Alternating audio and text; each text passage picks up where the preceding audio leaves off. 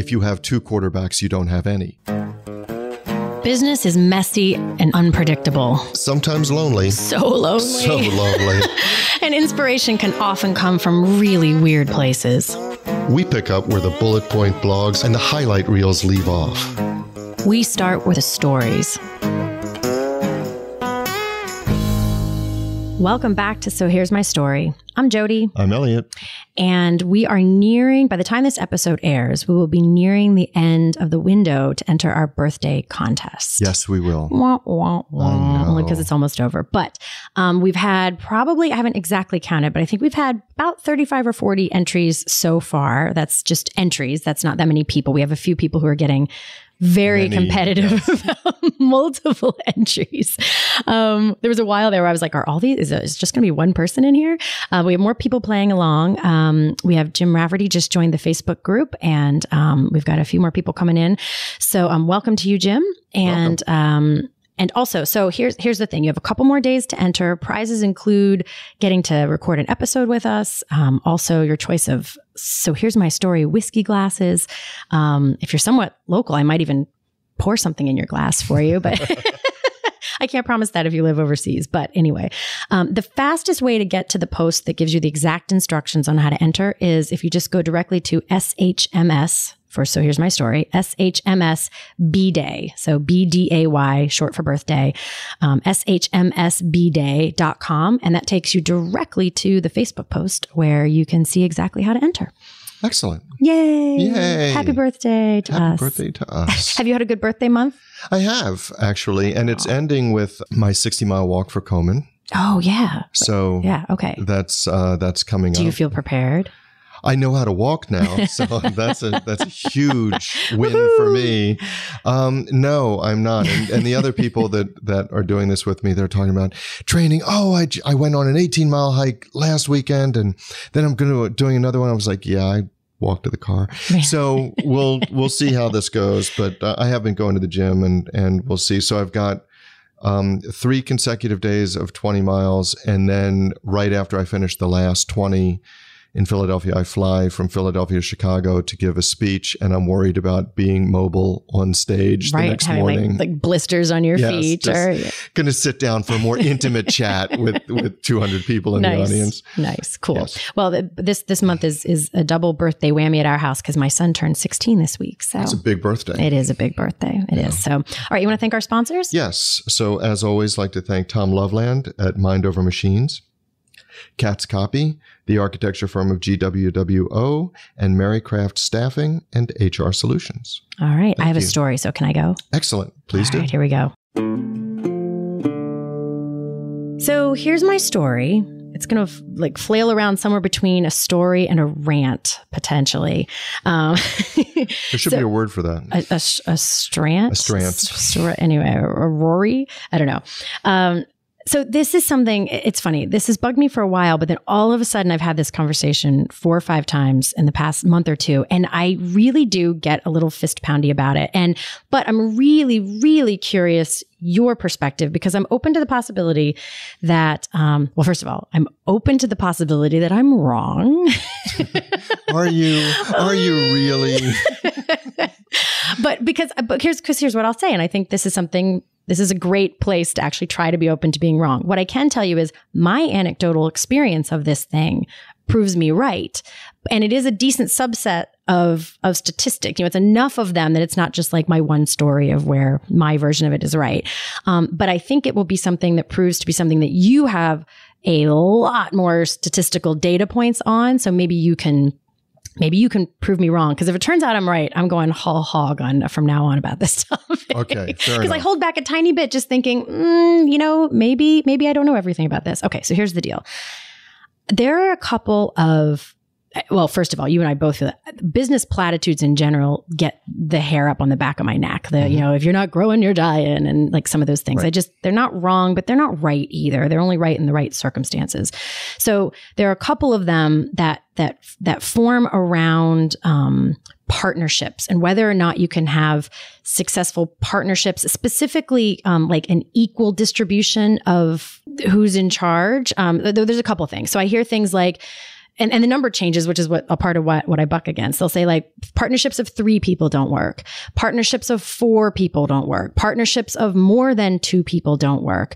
Some people don't even think 2-person partnerships work. I also hear you can't have co-CEOs, whether formally or informally, like, because I do want to make a distinction between title and functionality, because I think title is actually title tends, in my view, mean more outside of the company than it does inside, I think.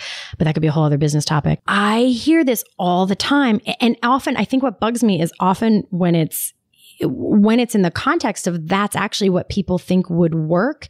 But then they sort of want to axe it with this, yeah, but you can't have 2 people do that, or you can't have this. Mm-hmm. So I'm like, wait, hold on. Before you throw that baby out with the bathwater, because in my experience, I know a lot of companies where it works beautifully. I have some clients, there are 4 of them. One of them does technically have, and here's where the rubber meets the road on it. One of them does technically have more stock than the other. So in theory, he is the majority. Yeah, majority. Thank you. It's like, give me the real words. He's the owniest. He's the majority stockholder. He's the guy in charge. But their conversations never, and it's not often that I will use absolutes like that, their conversations never come down to, well, I said it because I have the stock. They have, and so here's where I think the difference is. I think partnerships of any shape, size, or configuration can work.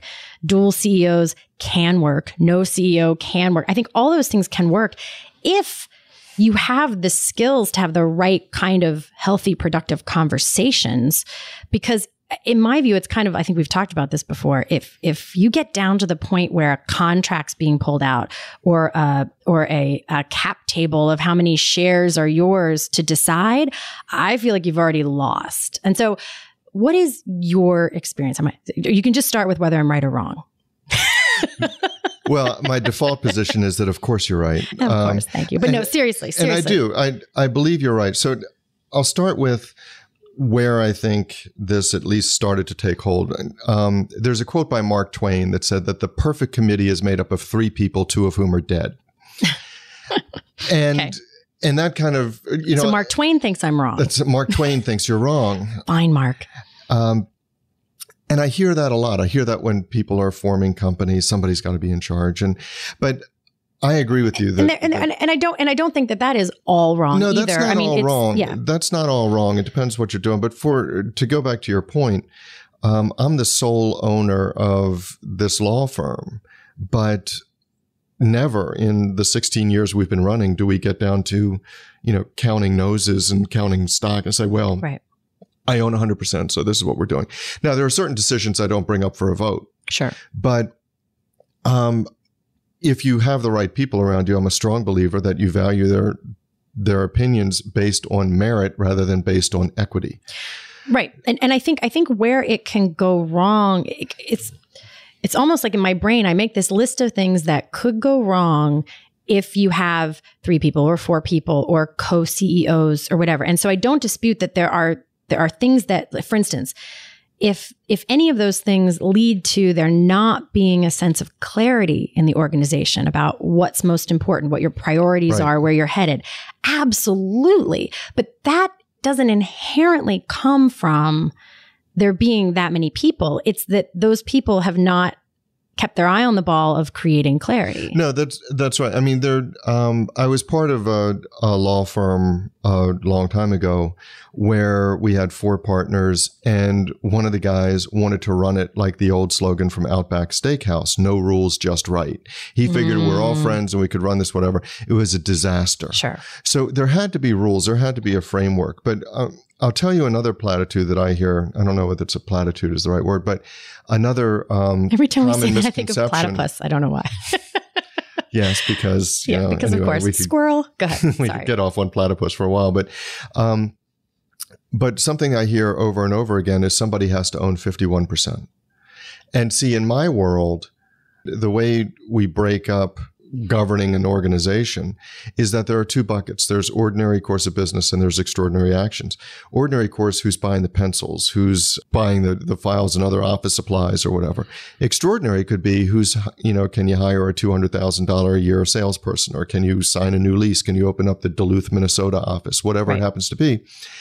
And so for the extraordinary actions, we may say you need a 75% vote. You need a 95% vote. You need unanimity. So 51% can be academic because everything isn't majority. So that 1% tilts the balance. Right.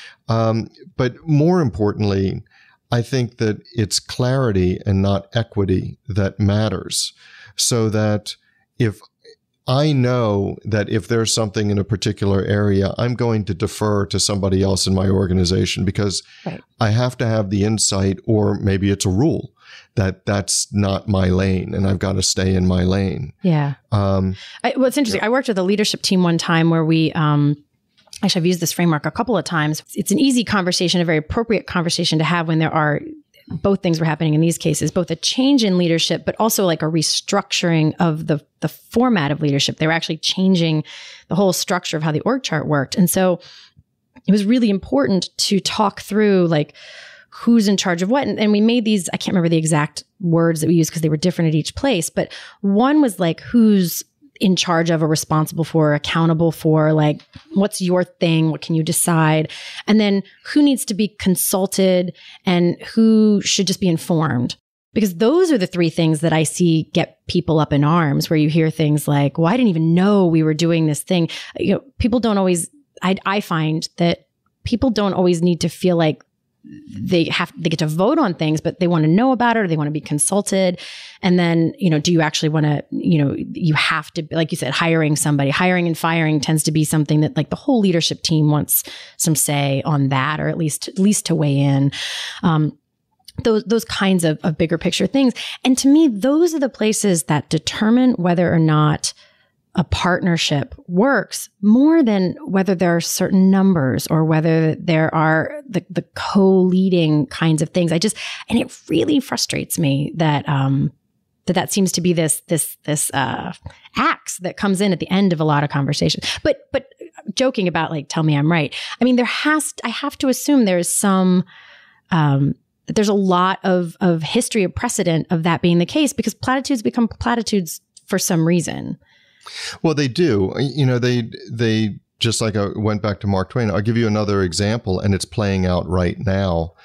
And that is the confirmation of a Supreme Court justice.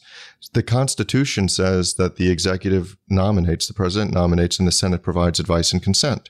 So when you were saying who weighs in and who just gets notice, there's been controversy on, well, what does advice and consent mean?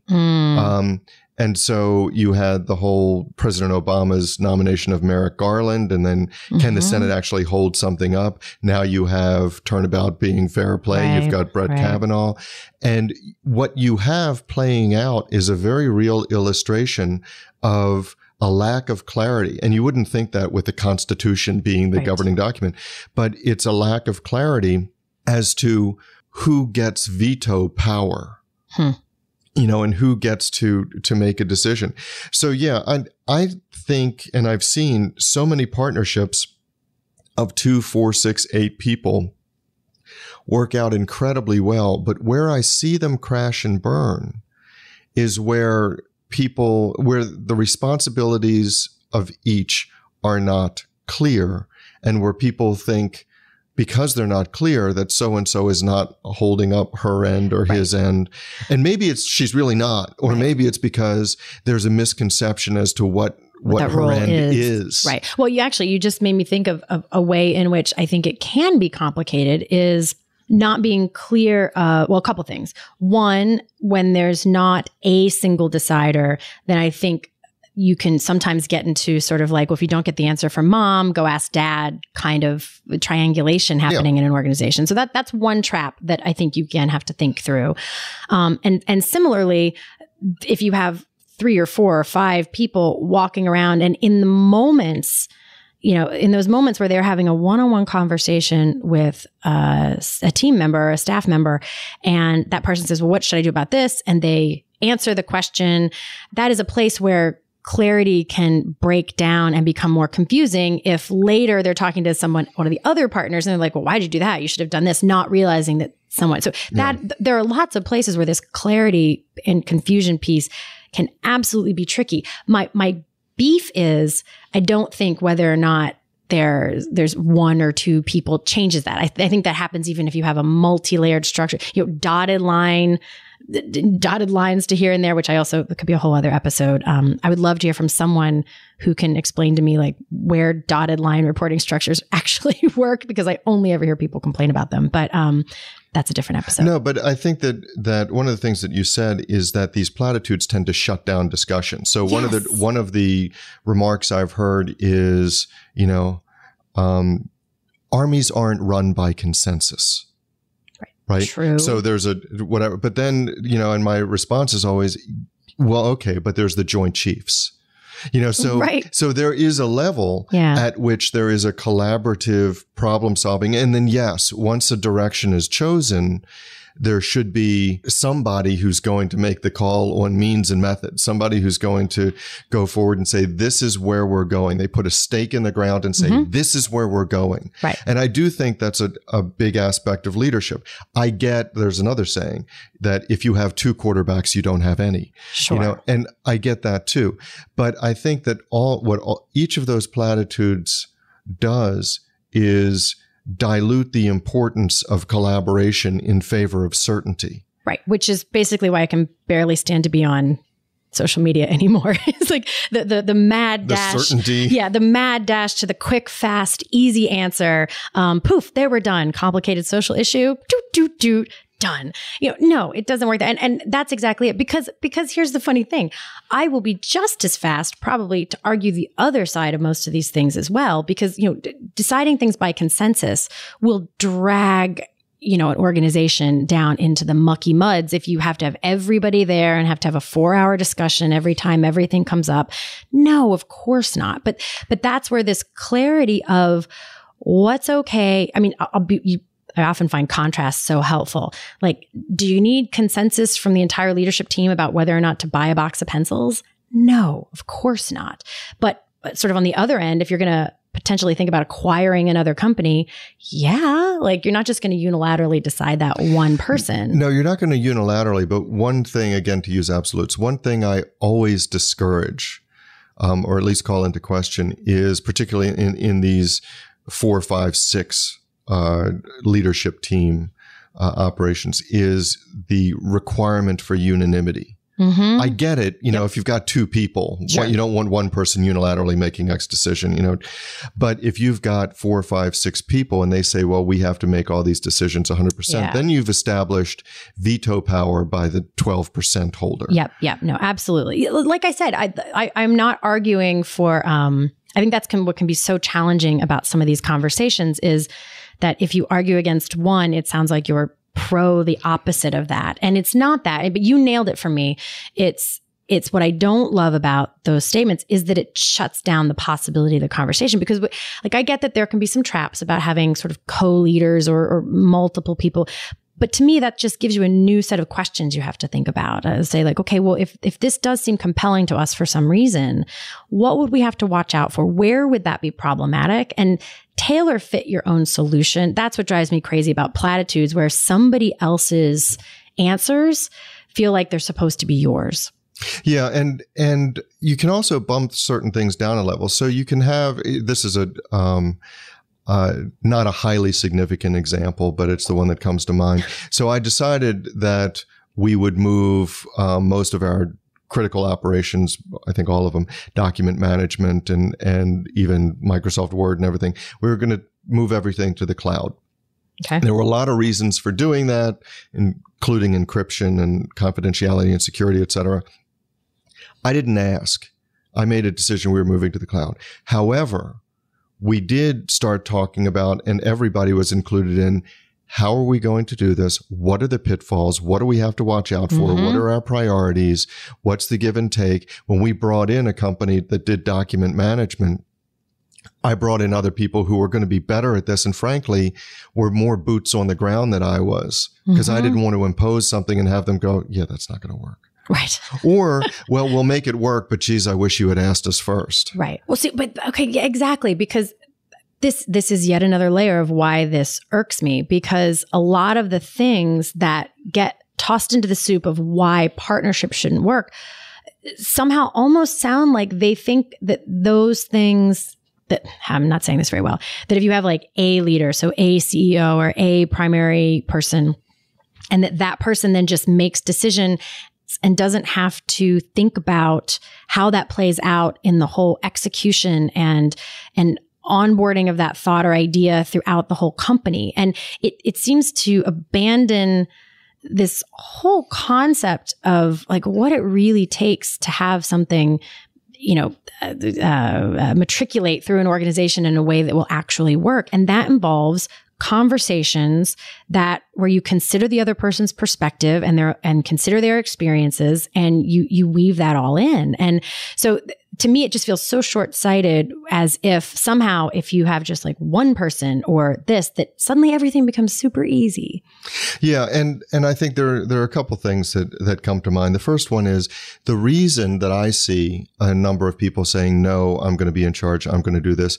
There are two that come up again and again and again. One is, of course, ego. It's my company. I'm going to do this. I'm going to do that, whatever. Yes. Another is like an insecurity. I'm supposed to know this. I was going to say, like, it's sort of like backfilled imposter syndrome, kind of like, yeah, well, I'm in supposed to do this. And so neither one of those allows you to go to even, somebody whose opinion you value in your organization and say, hey, what do you think? Does this make sense to you? Can you backtrack? So that's one. But the third facet of this is, if for whatever reason, whether it's ego, whether it's backfilled imposter syndrome, whether it's one of 100 other reasons, not judgment laden, but just real reasons, that you can't go to somebody in your organization.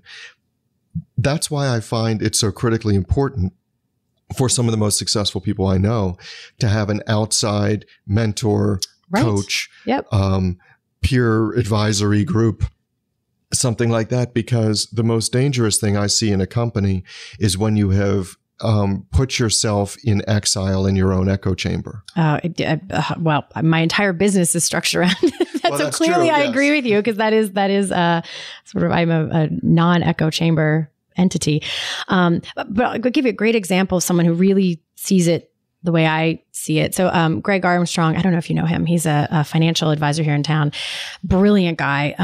And he works with a lot of car dealerships across the nation. There's a niche he developed a while back. And I didn't know this until talking with him, but apparently car dealerships are overwhelmingly a family business. And they're passed down quite often from like a number of them. Yeah. Okay. Yeah. So you can back me up on this. Yes. And they get passed down from family to family. Well, one of the things that Greg does, because he recognizes exactly what we're getting at here, is when he runs these almost like family board meetings, he does not just invite the family members who have stock. He also invites the spouses, the other spouses, because he recognized, and so it's a great example of, he's inviting people who have zero stock and don't even work there. They some could argue have nothing, no stake of a claim on any of it. And yet he realizes that if the oar that person can stick in the water, if they don't feel considered or thought about or understood, or if they just don't agree, or if they don't see the thought process that led to a decision, that if you just see the decision, you might think was poorly made. He involves all those people for that very reason. And that gets at the heart of exactly what bugs me about that platitude. And I'll do the same thing in any family organization. If there's a dispute, if there's something to be mediated, I mean, before you get to litigation, all that stuff. Sure. But I will always push very hard for the spouses. Right. To be there, because they're going to, if an agreement is reached at the table and everybody scatters to their homes and they tell their spouses, if their spouses haven't bought into this and been considered and been heard, then the very next day it falls apart. Right. And to a lesser degree, because work is different than families in some ways, but it's not that far cry of a step off of that to other key leadership people in the organization. Yeah. Like they're whether or not they have stock, whether or not they're partners, whether or not they have title X, Y, or Z, their opinions do matter. And to be very clear, not suggesting that everyone has to be super happy about every decision. In fact, if there's one thing I wish a lot more people knew about leadership team decisions was how often they had to decide between a bunch of really not great decisions. So it's very rare that there's like some really great decision that they just skipped over. The options are not always fantastic. But so anyway. No, but I do think that one of the most dangerous things to leave anybody you value with is the internal statement, why didn't I matter enough to ask? Because if you feel that you're valuable to an organization, and the way that translates, there are 1,000 different ways that translates, from telling this staff person, hey, that's not the way we do things, to trying to bring in somebody who you think would be a great addition, to coming in or staying late, when you don't have to be here just because it matters, to giving your suggestions. And all of that comes from a feeling of being valued and being a part of something. And so you don't have to listen to them, but I know what you mean by that. I want to clarify. They don't have to be the decision maker. You can decide against what they want. Right. But to leave them with the impression that their thoughts don't even matter. Right. And to consider them. Well, I'll tell you a very hard one lesson I got one time. I was hired by a CEO, to come in and work with a bunch of his team members. And I was early enough in my doing this that I didn't think to ask this question because it just hadn't occurred to me. Got in there to do the work. Turns out they actually had a small HR department who he did not ask. And he's not required to. No, he gets to make his own decisions. Sure. He didn't do anything How did they wrong feel about per se. you? Oh my God. If they could have poisoned my coffee, I think they might have. And the thing was, they were nice to me, but they were so offended and so hurt and so just immediately against anything that I said. Well, they had a vested interest in seeing you fail, pretty much. Totally. It all ended up working okay, but I had to do a lot of work, and it would have just been so easy to wrap them in, or even just let them know that it was happening. I think that would have even been, it still wouldn't have been great to just even give a heads up, like, hey, I've hired this outside person. So now it's a question I ask just so that we can navigate that, because it made my job so much harder. And it was distracting from the work that I was actually there to do. So it's a great example of like, sure, he's the only decider. It was perfectly within his purview to make that decision, but he sure did make things more complicated by not to me, that's the word. It's consideration goes a really long way. No, I think it's very much like what they say, God hears all prayers, but sometimes the answer is no. So that's our story. But the discussion doesn't have to end here. No, it does not. In fact, we don't want it to. No, we don't.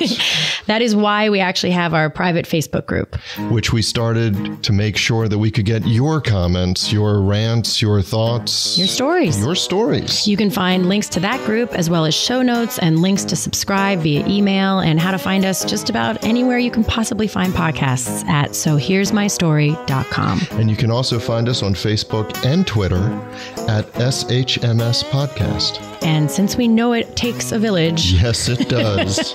We'd like to thank our village, our super talented, incredibly patient team. And occasionally snarky team. Yeah, but in the best of ways. In the best of ways. Snarky. Yes. Good mockery. So a huge shout out to the people who actually help us produce our show. First, our sound engineer, Tom Hansen. Thanks to Christy Schmier for our brilliant show notes and all the other fantastic writing she does for us. And to Taylor Mathauer for doing just a little bit of everything. Including wrangling us. Which is no small feat. No, it's not. This is Jodi Hume. And I'm Eliot Wagenheim. And you've been listening to So Here's My Story.